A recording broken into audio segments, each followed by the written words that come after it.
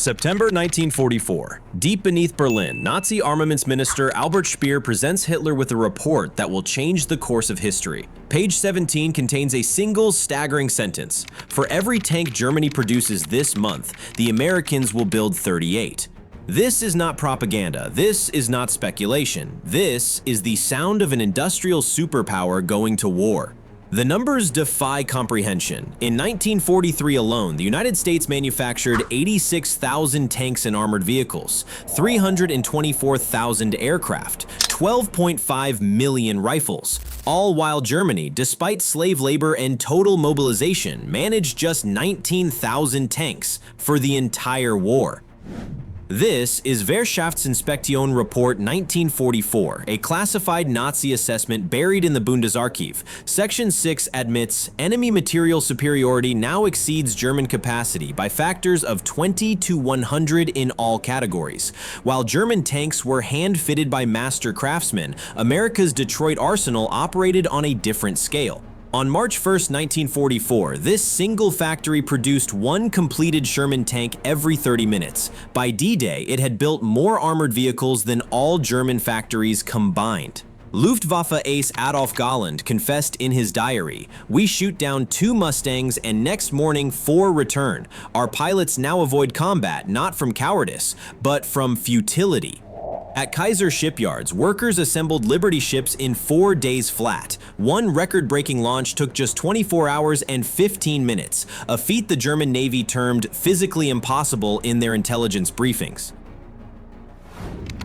This was no ordinary truck route. Between August and November 1944, the Red Ball Express delivered 412,193 tons of ammunition, 26 million gallons of fuel, all while German divisions starved for lack of gasoline, their tanks abandoned beside French roads.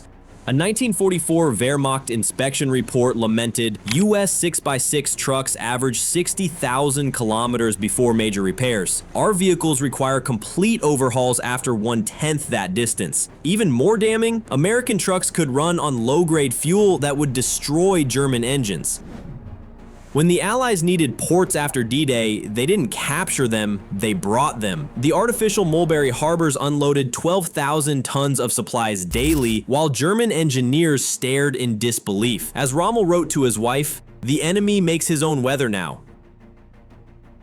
Obergefreiter Rolf Munch of the 352nd Division confessed in a 1945 interrogation, "We found an American supply dump with 500 untouched ration boxes. My men hadn't eaten in 2 days. That's when we knew we couldn't win." At his war crimes trial, Albert Speer was blunt. The Allied bombing campaign didn't destroy German industry. What broke us was watching undamaged US factories outproduce us while under attack. While Germany struggled to move supplies across Europe, the US Navy performed an engineering marvel. Floating harbors appeared overnight on Pacific atolls. At Saipan in 1944, Seabees built a 2,000-foot airstrip in 72 hours, fuel storage for 5 million gallons, all while Japanese defenders starved, eating tree bark and rats. America's most bizarre and morale-boosting logistical weapon? The ice cream fleet. In 1945, the USS Lexington converted a PT boat tender into a floating ice cream parlor, delivering 500 gallons daily to frontline troops.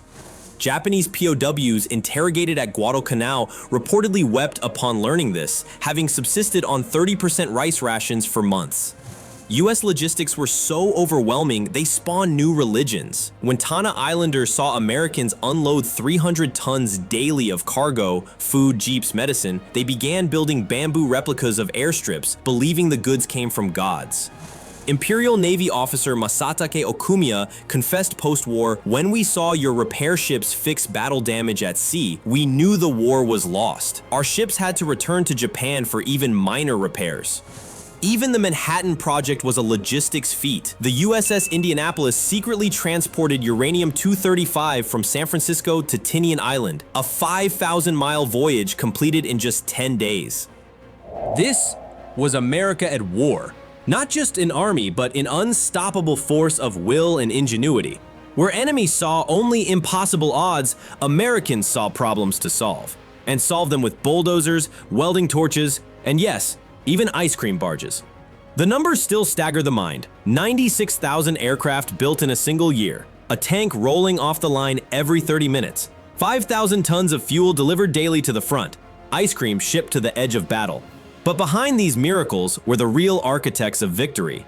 The Rosie the Riveters, working triple shifts, the merchant mariners braving U-boats, the Seabees who turned coral reefs into airfields, and the GIs who fought, knowing their nation would never let them run out of bullets, beans, or bandages. This wasn't just industrial might, this was democracy's arsenal, proving that free people, working together, could outproduce and outfight any tyranny. The world had never seen anything like it before, and to this day, no nation has ever matched it since.